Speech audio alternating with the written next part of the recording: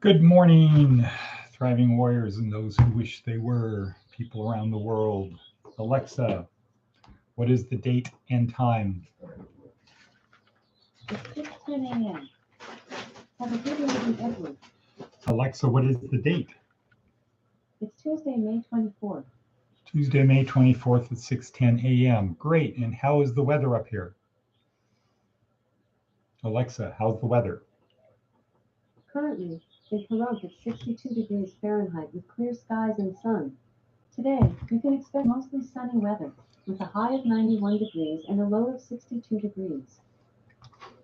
Okay, so welcome to the next 10 minutes-ish of giving people who are in our program the opportunity to learn tools and techniques to be successful. So for the people who continue to say we're not teaching you anything, you need to understand we're not here to teach. We're here to help you learn. This is about being autodidactic, having the ability to learn. You need to develop the ability to learn because the world is changing. This isn't like elementary school. It's not like middle school. It's not like high school where your teacher has the job of teaching you. This isn't that. This is life. You're now part of the stage where you are in life.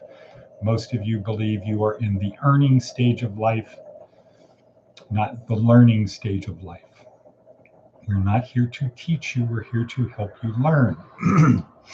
When you get to college and when you get into professional school, like say law school, where I got my law degree, when you get there, they're not there to teach you. They're there to help you learn. It's on you.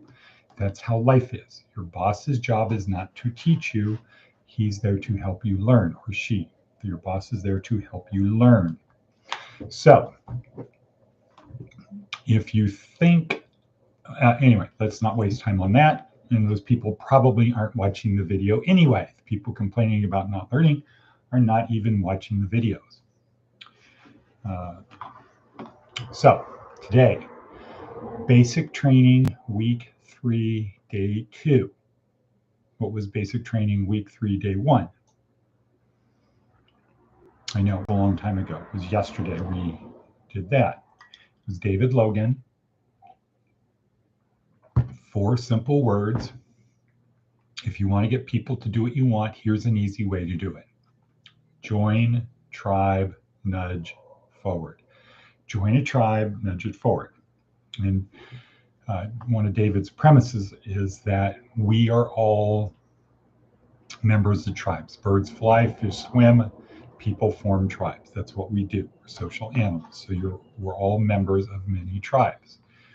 The goal is to be the goal is to be a member of as many productive tribes as you can. The way you get power, and here our definition of power is simply getting people to do what you want. At work, it's called management. What do managers do? They get people to do what they want. In the military, it's called leadership. What do leaders do? They get people to do what they want. But in the absolute ultimate scheme of life, it's called power, getting other people to do what you want, and it's value neutral. It's not good, it's not bad. How you use it may be good or bad, but power in itself is neutral. So think of it like the Force in Star Wars. So how do we get power? That's what week 3, basic training week 3 is. Day 1, David Logan, USC Business School professor, says, here's one easy way to do it. Join a tribe, nudge it forward. And we're all members of tribes. It's not push, it's not pull, it's not drag, it's not nag, it's nudge. Hey guys, how about if we try this? How about this way? Whatever, maybe this will work. Nudging. And if people do what you want, if they take your suggestion, you have power. That's it. It's not forcing people to do things. It's getting people to do what you want. And the most successful people in the world are the people who do it best. Okay, so join, tribe, nudge forward. There's 2 steps. The easy step is joining a tribe. Nudging it forward might be the harder thing. So Seth Godin talks about how do you nudge a tribe forward. And he has it broken down into 4 steps, 4 simple steps. Step 1, find part of the status quo to change. You've got to find something to change. You can't have the, hey guys, why don't we try this, if you don't have a this, right? You can't nudge unless you have something to nudge them toward. So the first step in the process, the Seth Godin 4-step recipe, the first step is find part of the status quo to change. And for our purposes, let's just say status quo means the way things are. Find part of the status quo to change. How do you do that? Well, you can look around, you can experience it, you can ask other people, what sucks around here? If we could change one thing, what would we do? That's not hard. Find part of the status quo to change. 2, second step is tell a story. Tell a compelling story. You have to tell a compelling story. 3rd step, connect the true believers, and here's what most people get wrong, ignore the non-true believers. So that would be like, hey, maybe this is a better way to do it. That's a whatever this is, so the context. Hey, why don't we try doing it this way? Why don't we try going over there because blah, blah, blah. That should be a compelling story. Compelling would be giving people reasons to want to do it. So you can't say, hey, let's go over there because it's sure death. That's not compelling. People aren't going to want to do that. Hey, let's go over there because it's going to be better. I've been there before. That's compelling. Let's just say that's a compelling story. Some people are going to say what? Okay. Some people are going to say hell no. And then there's going to be people who are like, I don't know. So step 3, connect the true believers, the people that say, I'm with you. Think about Jerry Maguire with Dorothy. Who's coming with me? I will go with you. That connect the true believers and ignore the non-true believers, the naysayers. Don't argue with them. If we want to take this biblical, what did Jesus tell his disciples to do? To go out and spread the message. And if you come to a place where people are not interested, what did he say to do? Right. Dust off your sandals and go to the next town. He didn't say argue with the people, persuade them, convince them.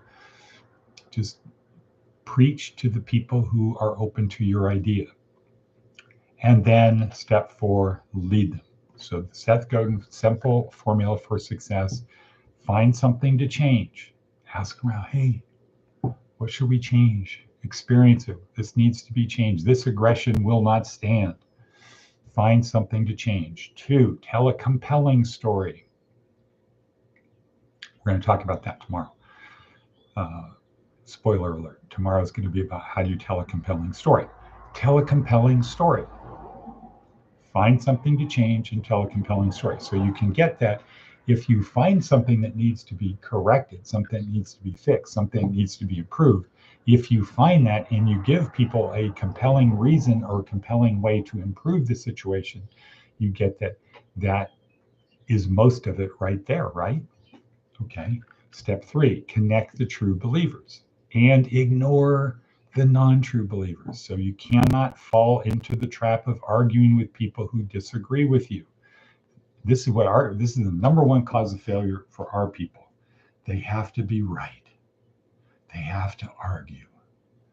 People have to agree with their very limited view of the world. And if you don't, then you're my enemy. I must destroy you. I have to have a grudge against you. I have to be bitter. I have to have negative thoughts about you. Ignore the non-true believers. Don't argue with them. And there's one reason why. Okay, so one reason is it's a waste of time and energy. You're not going to change their minds anyway. You're going to put a lot of energy into trying to change their mind. More important, more pragmatic, more practical would be your true believers could be watching this and they could decide, I don't really want to follow you. I don't want to follow you because I don't like how you act under pressure. You might not be able to really pull this thing off. A, you might say, that guy pointed out some good things, some good points, and maybe this isn't the best plan. So I might decide I'm going to sit this one out. Oops, I just lost a true believer. Or, you know what? I'm going to go on his side. He's more compelling. Um, Sorry, I'm going to leave your team. I'm going to put on the other team's jersey. So don't argue with the non-true believers. It doesn't get you anything and it could cost you. And then finally, step 4, lead them. So if again, we think about Jerry Maguire, we think about Dorothy, after she says, I will go with you, little conversation back and forth. And then she says, like, right now? And he says, yeah, let's go. That's leading them.